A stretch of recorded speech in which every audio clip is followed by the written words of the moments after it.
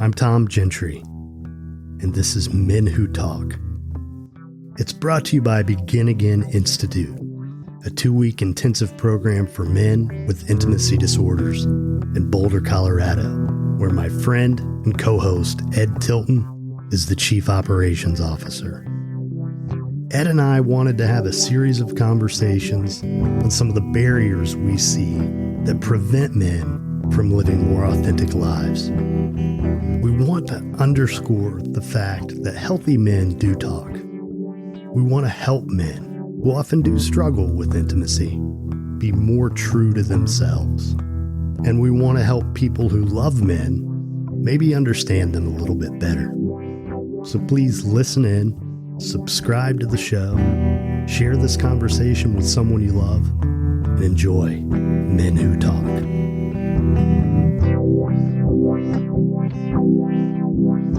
I'm Tom Gentry. It's my friend Ed Tilton.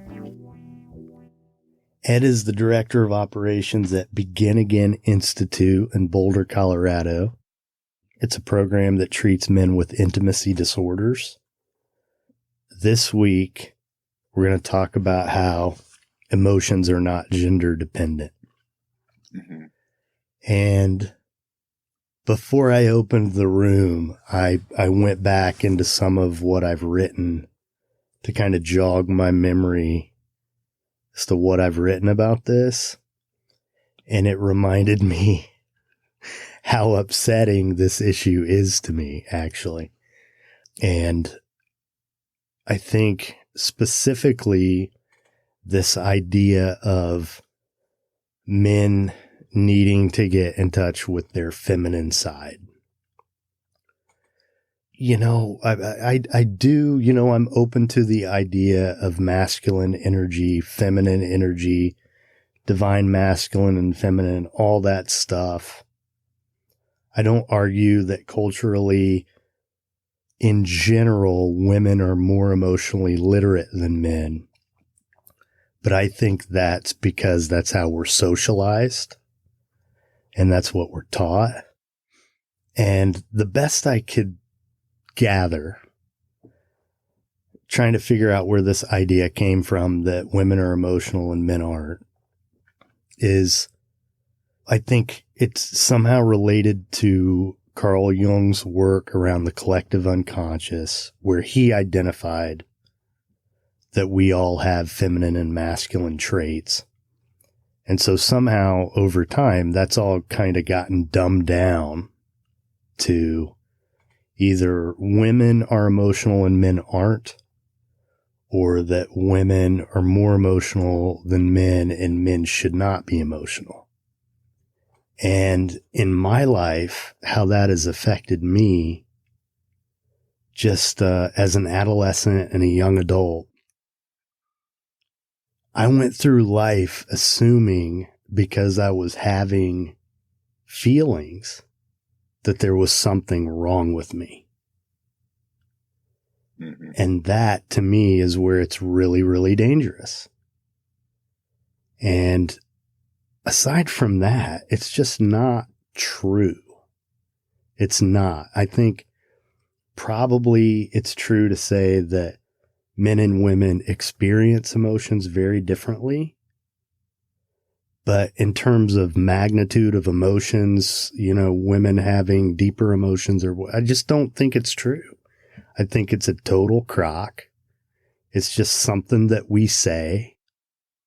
And to me, why it's really problematic, aside from the fact that it's dangerous, is because how are we ever going to get men in general to sort out their relationship with their emotions if we tell them that if they do, they're being like a woman, which is essentially what we're saying. And most guys don't want to hear any of that. So I don't know. What are your thoughts? Well, I certainly think that, you know, I think a lot of it comes from trying to name things to establish like trust and safety, you know, and I think that we do this I used to work with this guy, and he used to kind of have this idea that there were these man rules, and that if you were, one of the biggest ones, whenever we would kind of have this talk and we'd say, well, what are the man rules? And everybody'd kind of go, well, I don't know. And then you'd kind of ask a second time and you'd say, well, what are things that, like, as a man, you kind of hold other men to a certain standard of how to behave and how to interact in certain situations. And inevitably it always came up of, like, men can't cry. Mm-hmm. Men can't show emotion, men can't show weakness. And, I think that's, it's not that men don't have these emotions, because I completely agree with you that the emotions that we're experiencing are universal. That's my belief. I think the way that we're allowed to express it, or the way that we're conditioned to express it, is really specific to, unfortunately, it's really specific to, like, if you look like a certain way, if you look like a man, you're allowed to express certain emotions. And if you look like a woman, then you're allowed to express other emotions. And, if you're expressing, the wrong type of emotion, then you're going to get ostracized or criticized or bullied.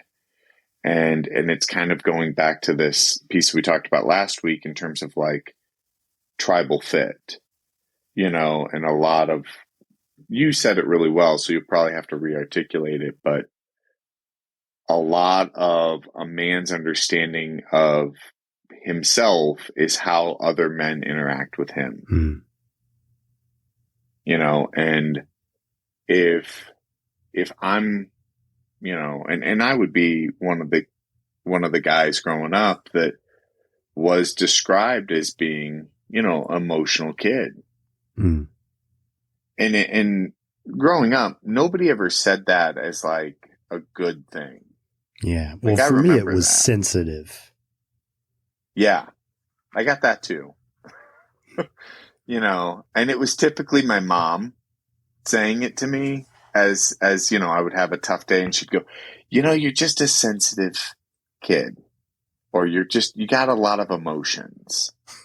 And, my mom was like, she's a saint. I love her, but it was the message that I was receiving from my mom is, you gotta figure out how to curb these emotions, because this is not, people don't like this. Right. And it was this thing of, like, my relationship with my mom, which will probably be a different room at a different day, of, like, men's relationships with their mothers. Right. But mom was kind of, like, showing me, you can be emotional with me, you can be sensitive with me, but these other boys are bullying you because you're being sensitive with them. Mm. And if you want to be accepted as a whole, you got to cut this out. Mm.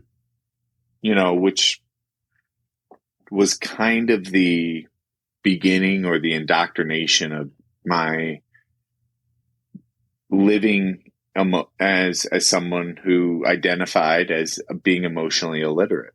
Mm. What's interesting to me about that, as I listen to you, is that's like half of the lesson, right? Mm-hmm. Because she's right that it's not appropriate for you to show that level of emotion to people who you can't trust, right? Right. But the other part is, what do you do with it then? And who Mm-hmm. can you trust with it? And this is something that I talk to my son about a lot, because, in a different time, I mean, somebody would have called him a sensitive kid. And, I'm pretty emotionally literate. His mom's a therapist. Like, Right. he's used to this kind of talk. But, I'd talk to him about, you can't go to school and expect to be able to have the same type of conversation with your teachers, let alone students. And that when it comes to sharing your emotions, how you feel, that kind of stuff, that's sacred, that you trust us with that, and you don't trust other people with that until they've earned that trust. And you know that they're safe to do that with. Anyway. Well, and I think that you're hitting on a key piece and why I was so happy that we had the first conversation around intimacy, because I think it builds off of it. I think what you're telling your son is you have to have people in your life that you can be intimate with, in terms of having an established safety and understanding and a sense of self in relationship. And I think a lot of where we get into difficult places is we aren't, there's not that conversation that's being had in most young men's lives. And so when these young men are coming in and they don't have an outlet to be vulnerable or to have intimacy. And so when they're experiencing emotions, because there's no outlet, it's coming out in weird ways, in ways of, impulsivity and I would almost say just sideways expression. Yeah. And in this day and age, and I don't want to sound like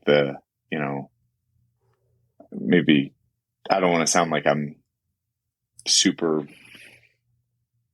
backwards or anything like that. But in the day and age of social media, I think a lot of emotions are being expressed and they're there forever.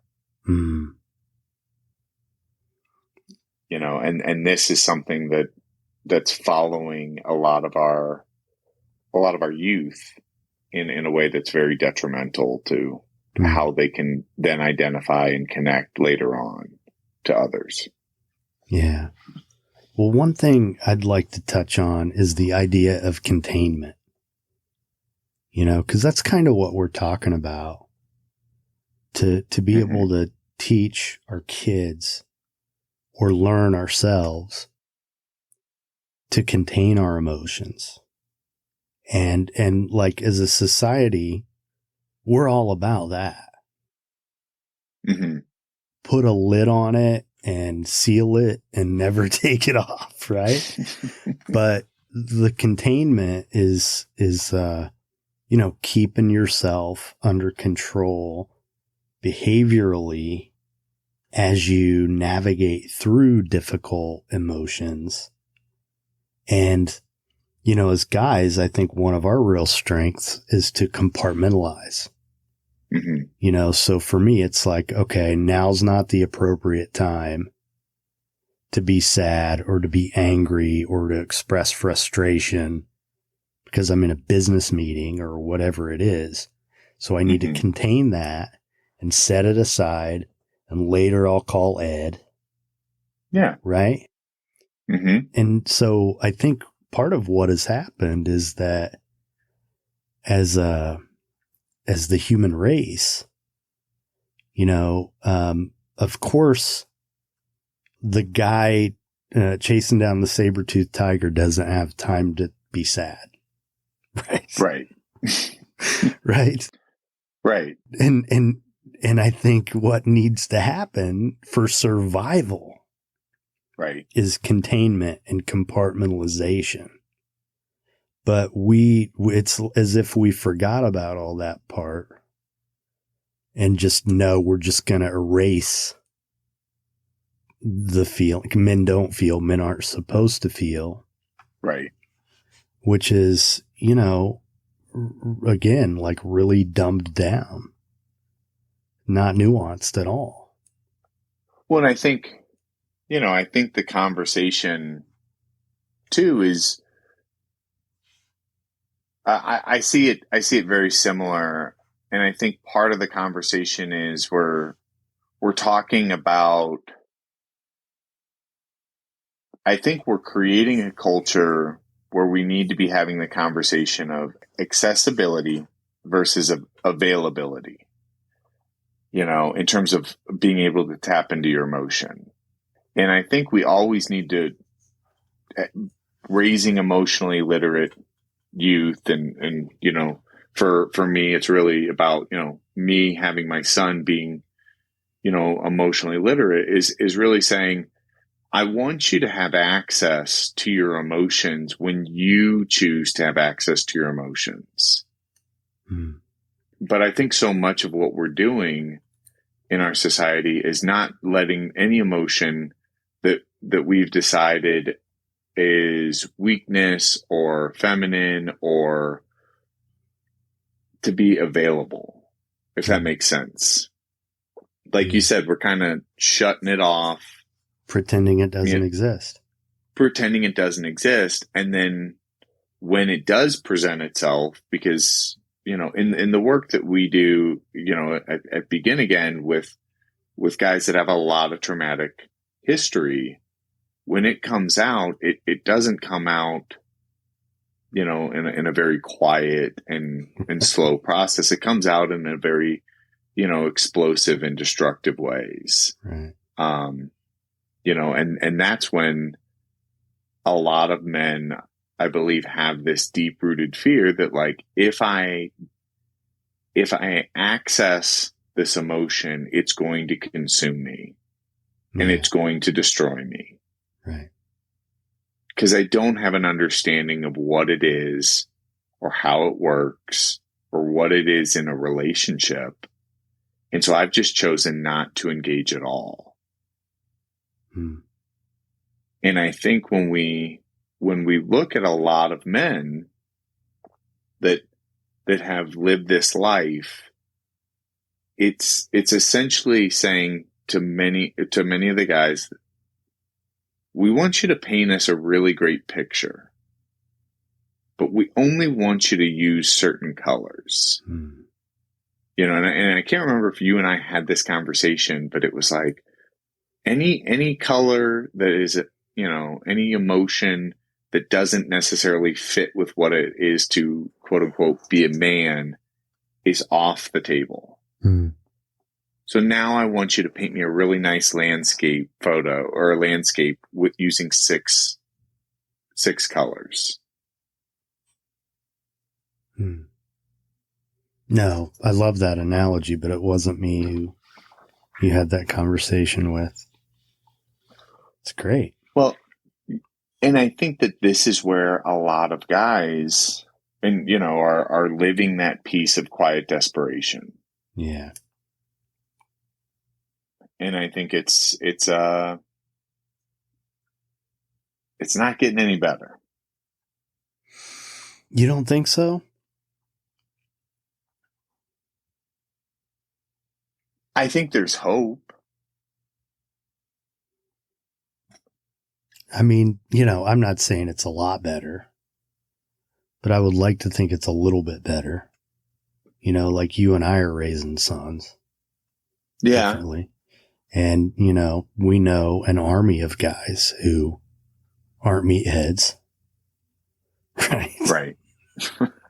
So I do think it's getting a little bit better, but also, like, it has been startling to me to facilitate groups with late adolescent, young adult males and the extent to which they still think, like, and I'm quoting someone else, like, to cry makes you a pussy.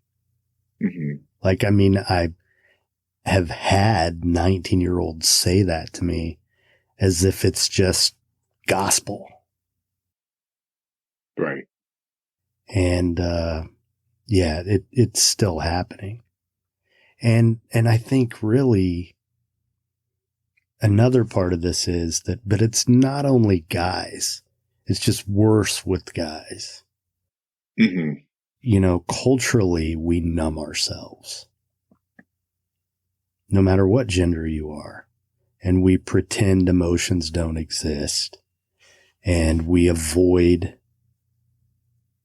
emotions to which we attach a negative value. and it's just worse with guys. And, you know, what's worse in that, like, if you're a guy and you have a meltdown, like, you're going to get devoured. Oh, yeah. I think that there's that, and then there's also this, you've kind of lost the tribe's respect in some ways.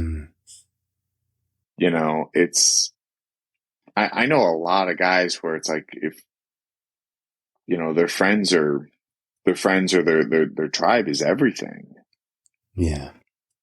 So they will withhold information or emotion because they're really worried, like, man, if it gets out that I'm struggling with this, this is what people will think of me, and I won't be invited to. I'll be banished. Yeah. It's the exile. You know, and one of the things that I was gonna, you know, say is that we really will acknowledge, you know, the positive emotions or the emotions that are the socially acceptable ones. And I'm saying socially, you know, obviously different societies promote different emotions differently, but, you know, when the guys get to us and we use those feeling wheels, like, there's this, like, really uncomfortable 15 seconds where all the guys look at the feeling wheels, and they'll make jokes and they'll make light of the fact that they really just like these feelings. And it's always like, you know, I feel happy, or I feel supported, or I feel, you know, encouraged.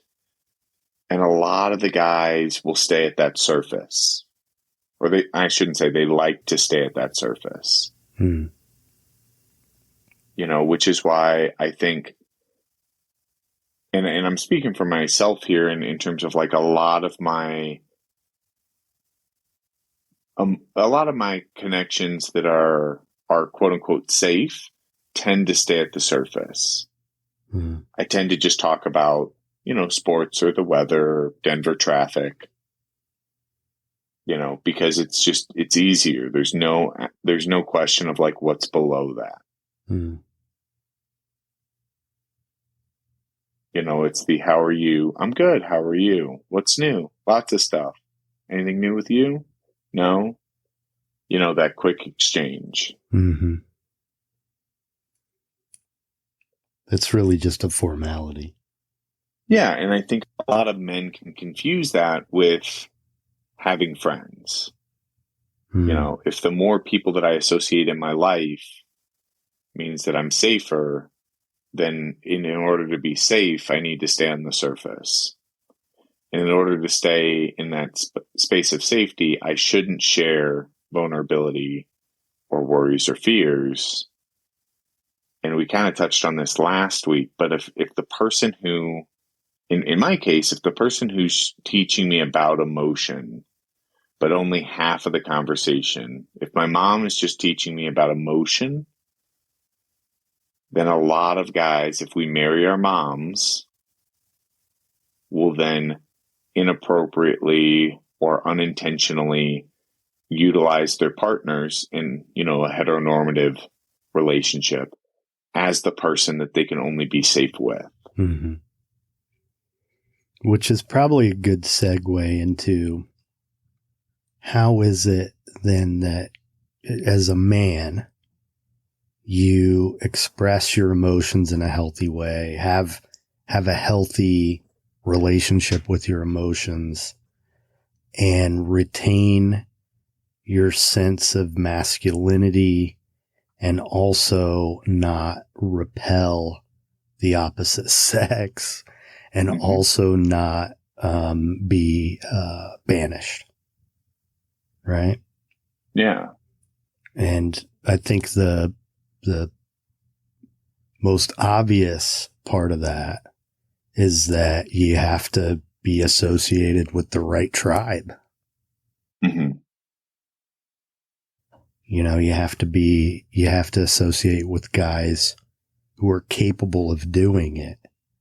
And one point I want to make that you and I have talked about before.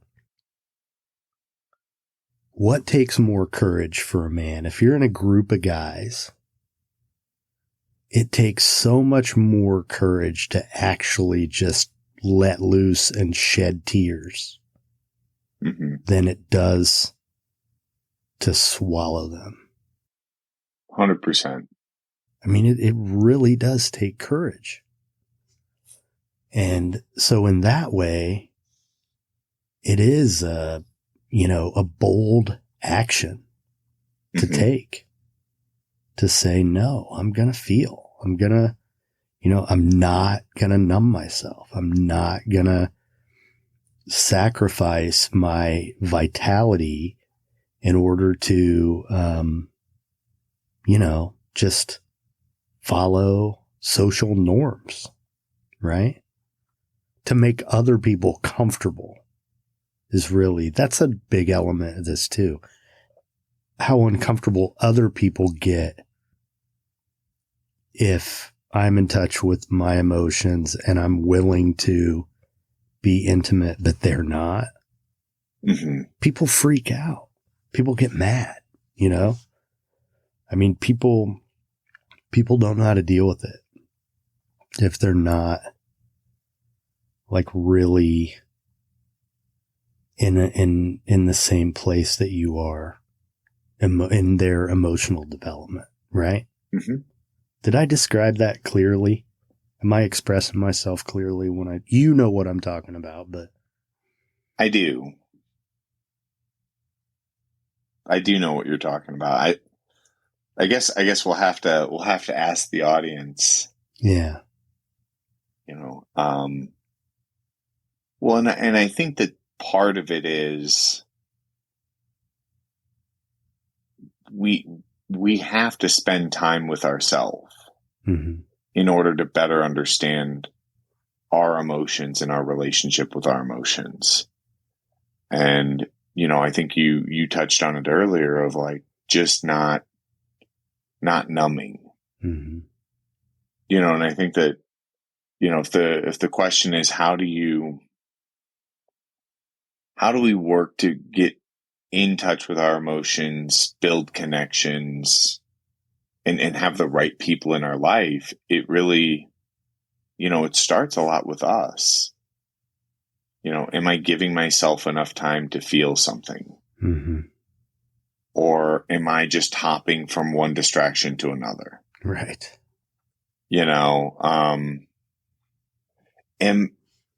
Am I understanding things from different perspectives, in terms of like the emotion and kind of the relationship? I'm a big fan of journaling. I'm a big fan of, meditation. Are you having a daily practice where, you are tapping into yourself? And that's the other piece is, for me, that's the accessibility piece. I want to make sure that I have access when I want to have access to better understand an emotion. Because when I better understand an emotion by sitting with it and processing it and looking at it from a different angle, I start to recognize that the emotions that were worrisome, they can come and they can go. Similar to, I grew up in Illinois, so I always attributed a lot of like scary emotions to big thunderstorms. I can see the thunderstorm coming. I can make sure that I'm with safe people and safe, and having shelter. And that emotion will still happen, but I don't have to be completely exposed and fearful. And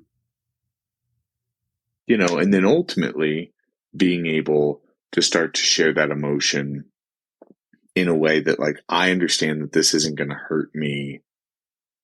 And therefore who I'm sharing it with, their acceptance of that emotion is not dependent upon my survival. Because once I've made peace with the fact that this is something that happens, and I'm sharing it with somebody in a way that makes sense, I'm not at their mercy in terms of like their interpretation of my feelings doesn't dictate my survival. Which is ridiculous to think that it would.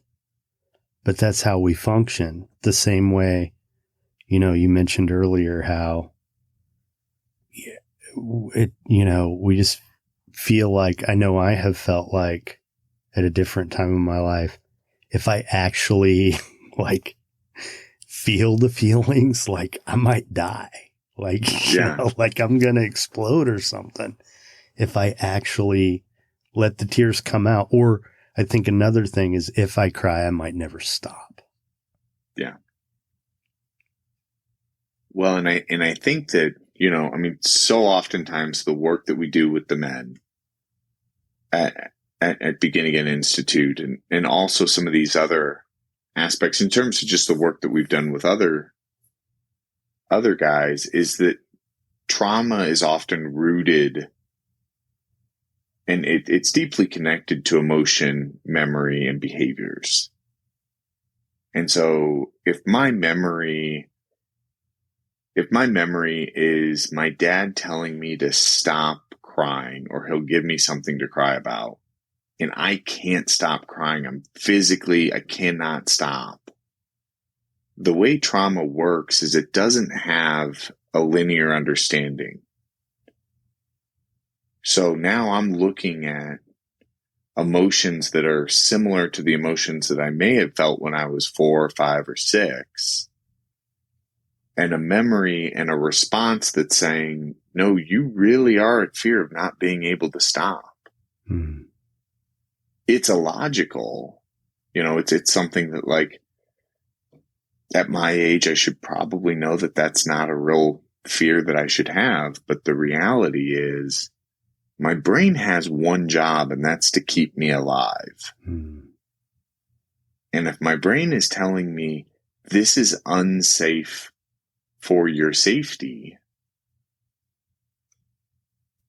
I'm going to be more inclined to numb. And that's why I think, you know, when we talk about like, how do we become more emotionally in touch? Step 1 is we have to stop numbing.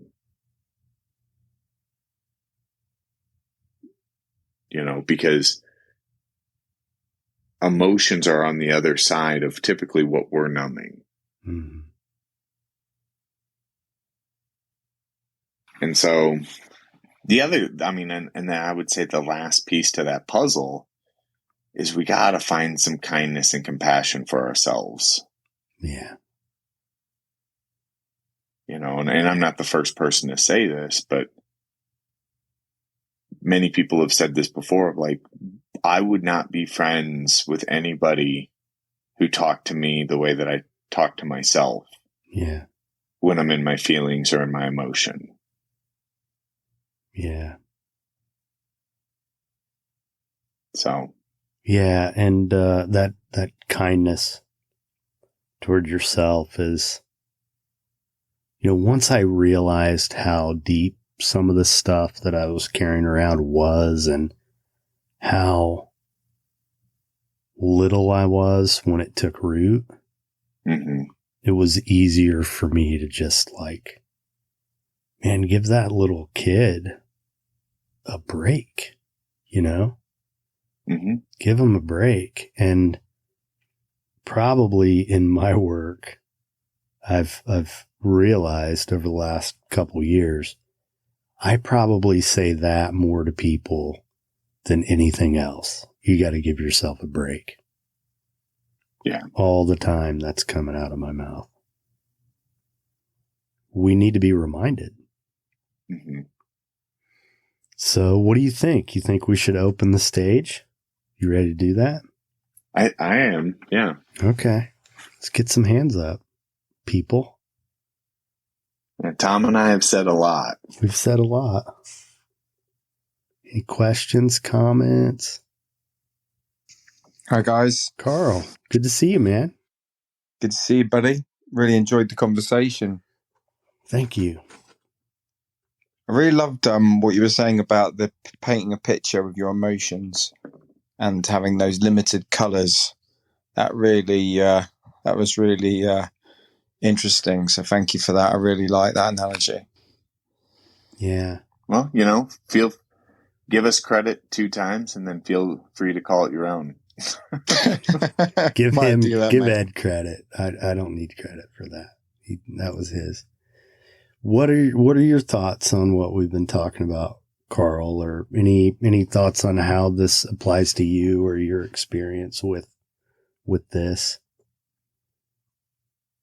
Oh yeah, I mean, I resonate so much with everything you guys said. I mean, obviously we've talked a lot, Tom, and yeah, I mean, I guess having the right people around you, I think, is a big factor in it, right? As we've kind of gone through life and realized things, I've certainly realized that it's a lot of it's about the people that you have around you and seeking out the right people. And, I'm a lot more vulnerable now than I ever used to be, and a lot more open with my challenges and my thoughts with people. But I guess it is because now I've found those right people to some degree.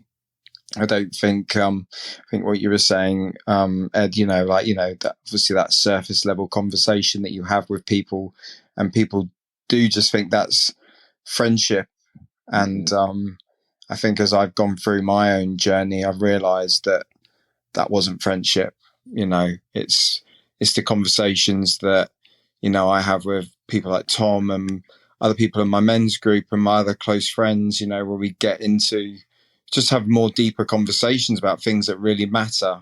And know that, you can just have kind of discussions around sport or cars or whatever, but also you can have those deeper conversations. And I think that is really powerful, knowing that you've got that true friendship and you can have those conversations where you do share your emotions and your thoughts and things. So yeah, I think that was really powerful when you were talking about that as well. Well, I think you bring up a really good point, Carl, which is, I think it's just so vital to have a space like a men's group, where multiple men from multiple different perspectives, typically varying stages of life, can be there for the purpose of deepening and understanding of the journey. Yeah, for sure. I mean, I think you touched on it as well before, that I think, I always thought I had to share everything that was going on in my life with my partner at the time. And, I think that puts a lot of pressure on a relationship and a partner to provide all of those needs. And I think, again, everything that I've learned going through this journey of just being able to talk to other guys about these things, because how we articulate ourselves and, the words, the language we use and things like that is just so different, right? With between male and female a lot of the time. And, things can come across maybe differently and stuff like that. So being able to share those thoughts and feelings with other guys that are in a similar mindset and space is just, you just feel heard, and you don't have to necessarily worry about using the wrong words or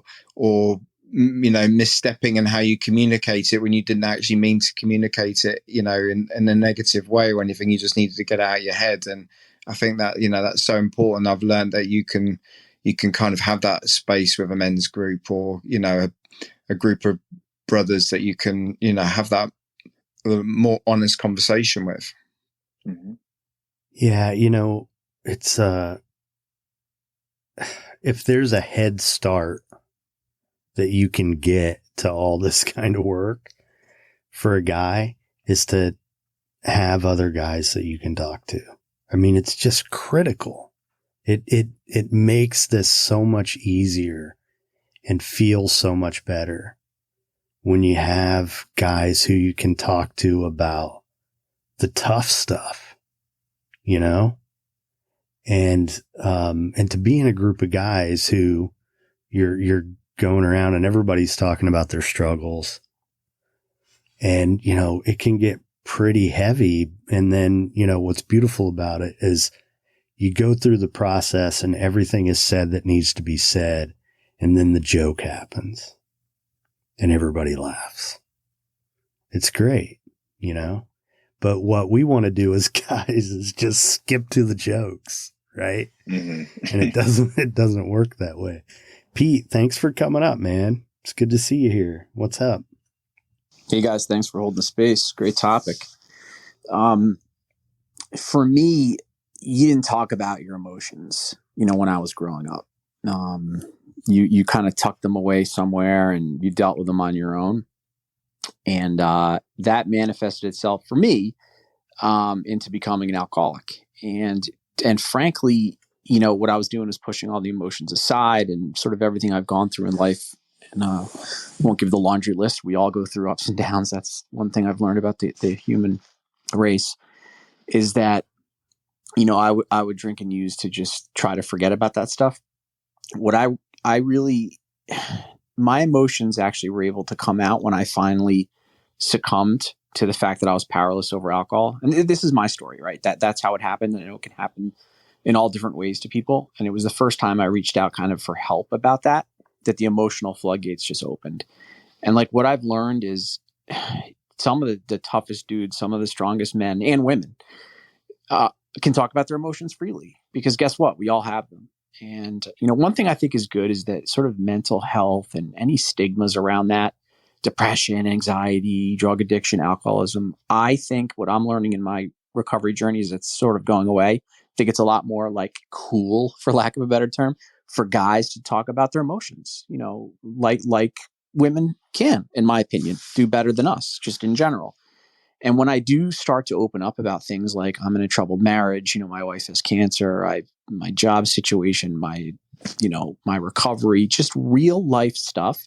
When I just bring them up at a very high level with friends, you know, old friends of mine that may or may not struggle with the same thing, all of a sudden they want to talk about their emotions too.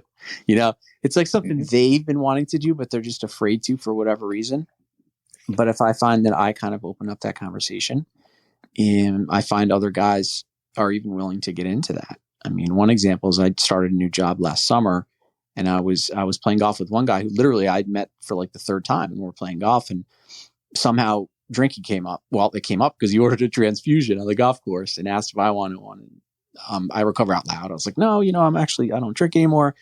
And right away he looked at me. He's like, I may have a problem, man. And then he's telling me all about what's going on. It's the tip of the iceberg with guys. We all want to get stuff out. We just don't know how to do it because it feels a little unnatural to us. But once it starts, once you get into the real stuff, right? And I think Carl was saying that, you know, sports and cars and all the cool stuff. I like that stuff too. But once you start talking about relationships, right?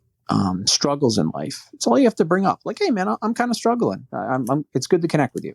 That's all I'll say. And next thing you know, we're talking about God knows what, but it's healthy. It feels better to talk about stuff. Yeah. Well, then this is what we've been talking about. This is how intimacy happens. Mm-hmm.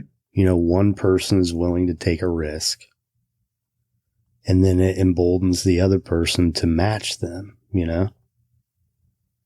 And that's how we really connect with each other. Absolutely. And I think one of the things that you mentioned, Pete, is we unconsciously will give permission for men to go deeper, you know, when we go deeper. You know, what I say is we're only as vulnerable as the least vulnerable guy in the room.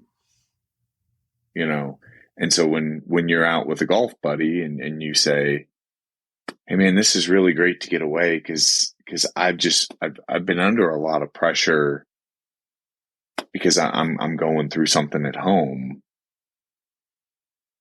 That will allow them, you know, to reciprocate and kind of deepen that understanding of the emotion. So that's awesome. Yeah. And it's one of the, I guess another head start to all this kind of work is getting sober, right? I mean, because that's how I got into this stuff, personal healing, working on, my relationship with my emotions, all that stuff. And, the title of this, room podcast, Men Who Talk, I mentioned in the trailer that I just did yesterday and it's out there. I should leave a link for it, but, that I wanted to call it Men Who Talk because I'm tired of hearing people say men don't talk. And because that's not my life experience. I mean, it was. And then I got sober. And now, like, to be on a golf course with somebody and say I'm struggling, there's nothing extraordinary about that at all. Happens all the time, Or, like talking to a buddy of mine on the phone who says, so what's going on with you? Tell me what's going on with you. Right. And for the longest time, it was just sober guys who I had conversations like that with. But then, I started gravitating towards other people who aren't in that world, but also have conversations like that. It's great. I wouldn't change it for anything. There's a hand. Yvonne, thanks for coming up. Hi, I just started listening. So I'm at work, so I'm missing a lot. But when you speak about the emotions, the guy emotions, and the communications, it's unfortunate for me in my particular case that when I try to have a deep conversation with my husband, he complains and he said, I'm deep or I'm coming at him very hard. So what I have done is I have just shut down. And I hear you men discussing how it is for you.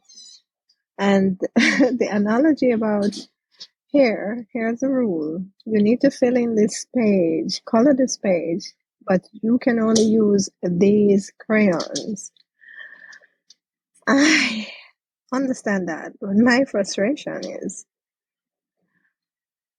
I don't know where to go with the crayons with my husband because obviously I'm using the pastel shades in the box while he's using the hard colors or the primary colors in the box.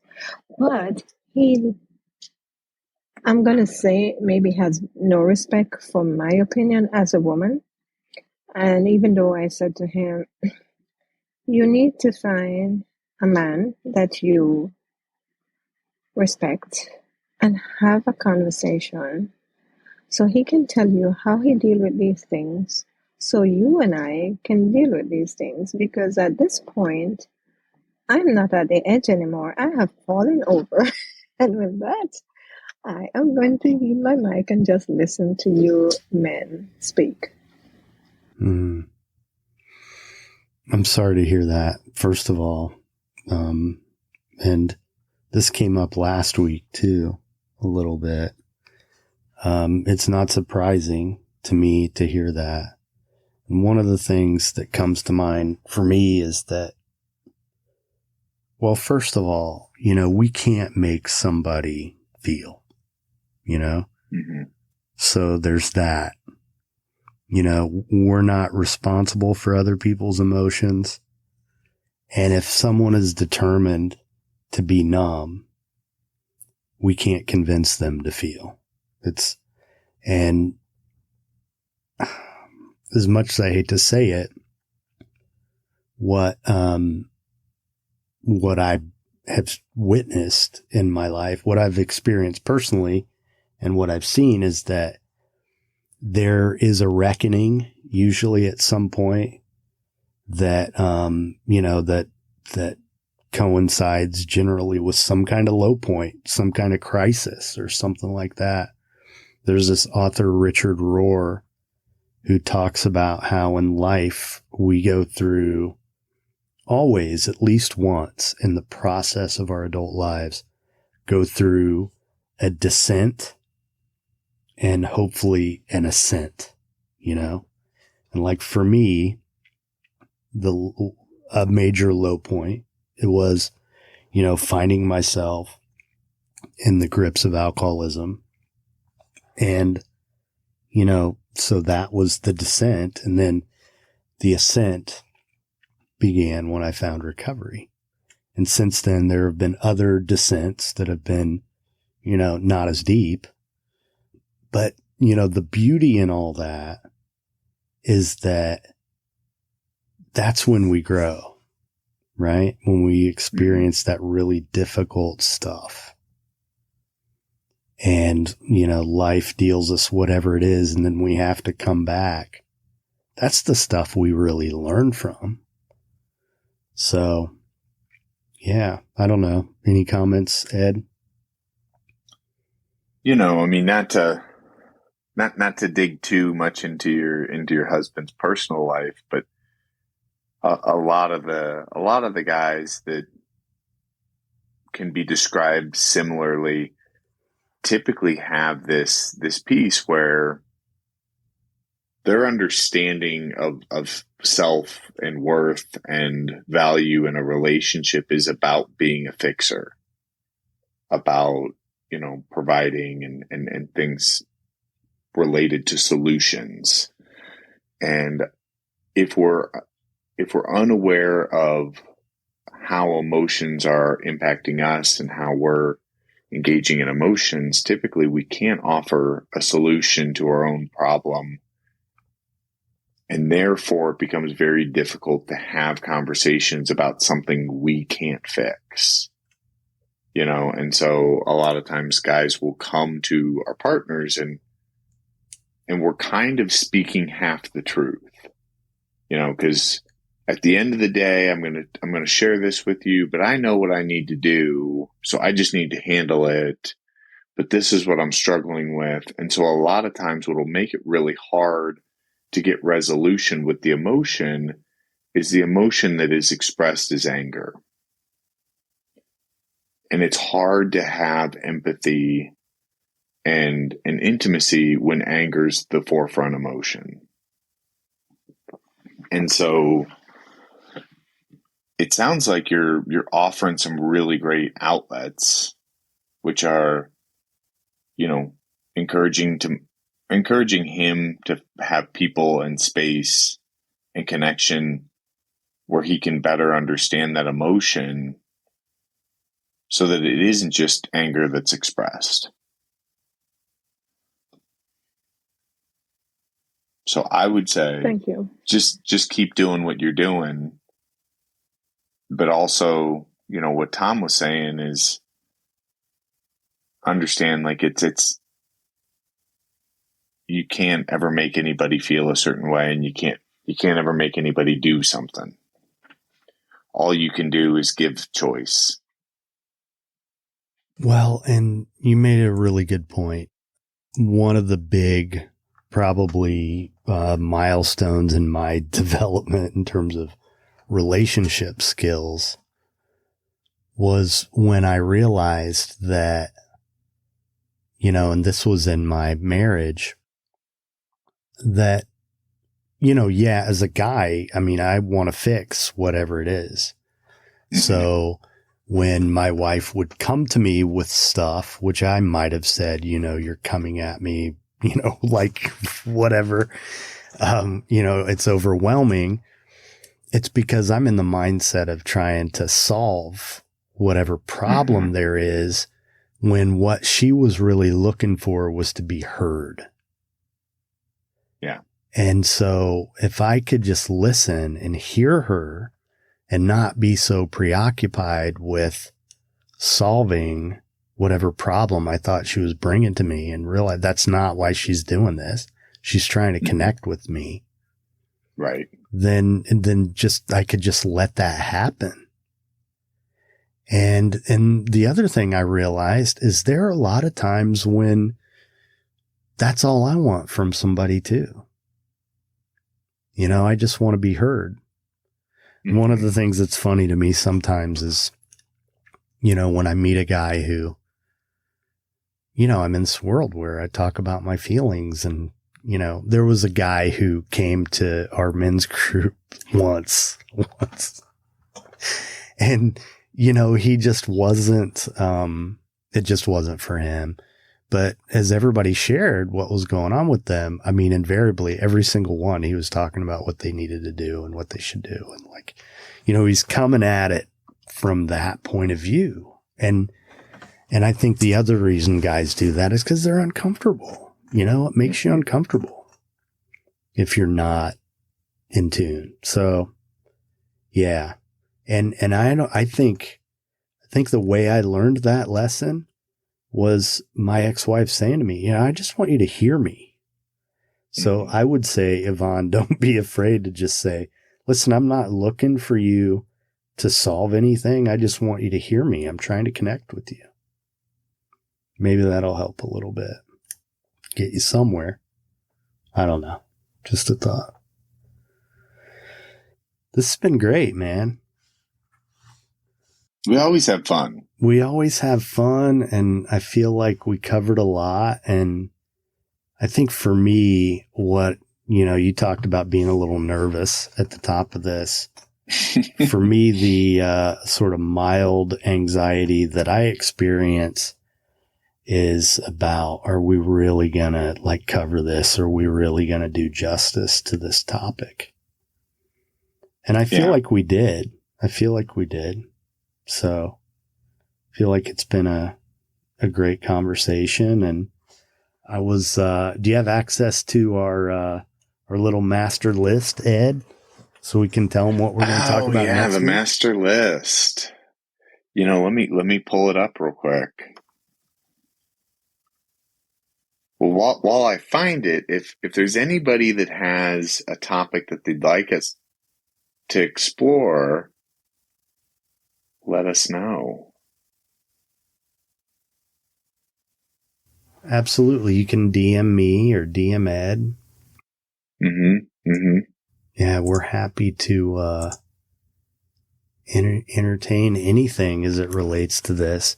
We came up with a list of 8 topics with also an understanding that it's going to need to be malleable. Right. Well, and kind of my thought too was that our conversations will kind of inform each other. Yeah. So this conversation will, and it's kind of the way that we had talked about it in terms of the intimacy was important to have the first. That was the foundational piece, and now we want to talk about the second piece being emotion. Is next week the toxic masculinity conversation? I think it is. Yeah, I think it is too. We'll go with that until I find right. Here we go. Here's the tracker. I could tell everybody was on there, on the edge of their seat. Yeah, tell them what else we got too. Tell them what else we got. So we got toxic masculinity, what it is and what it isn't. And then the next week we've got why don't men have lasting friendships into adulthood. And then we've got how to create friendship and growing up male. And then sizing each other up. And the last one we have is raising men from fathers to sons. So what we got so far? Yeah. May I make a suggestion, please? Absolutely. Maybe a topic, how women, I had it in my brain, but it went away. But basically informing us women how to get across. I know you can't make it happen, but make suggestion how to get your message across to your man without offending him or watering it down completely. something like that. Yeah. Yeah. I mean, that's, Well, I think the other part of this, like I mentioned, how I had to learn that lesson about she just wants to be heard. Mm-hmm. Another related lesson is not taking things personally, you know? Mm-hmm. Like if my significant other tells me that she was hurt by something I said, it's not really an attack, you know? She's just telling me what she experienced as a human being so that I can know her better and understand her better. She's not telling me I'm not a good partner. She's not, you know, I mean, I do think that part of this whole thing is we have to develop maybe a little bit of a thick skin that really is a tolerance to hearing things that are difficult for us to hear. Mm-hmm. And I don't know about you, Ed, but parenthood helps with that. Yeah, parenthood definitely helps with that. And it's you know, I think in order to like find truth about relationship and your own identity, there has to be a little risk at offending or being offensive.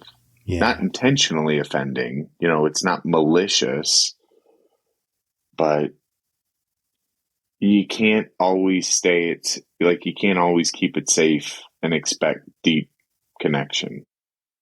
Well, and also that act of trying to stay,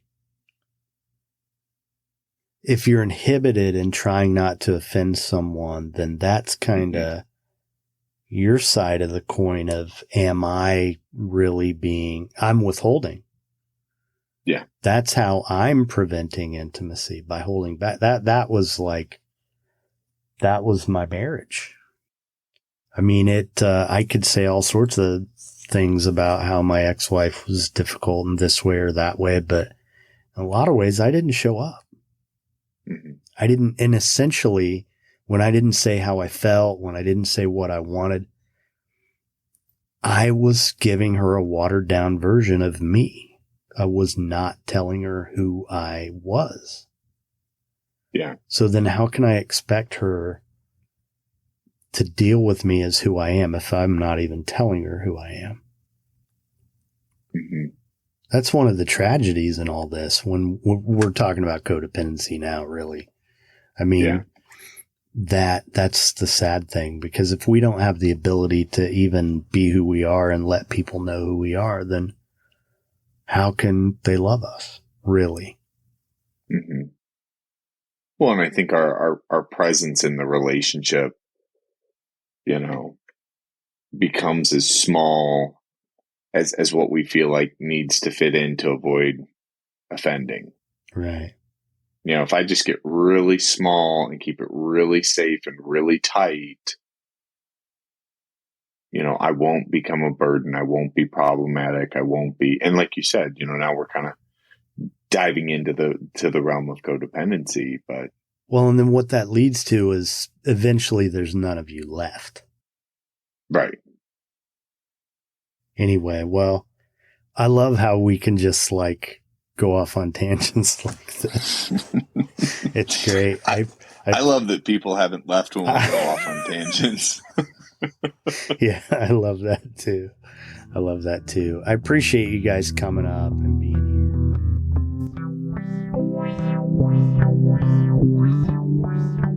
Be a man. Dress for success. Wear the pants in the relationship. Pull yourself up by your bootstraps. Give the shirt off your back, but don't lose your shirt. Are you really going to wear that shirt? Be a man. Be a ladies' man. Be the man at home. Make a man out of that kid.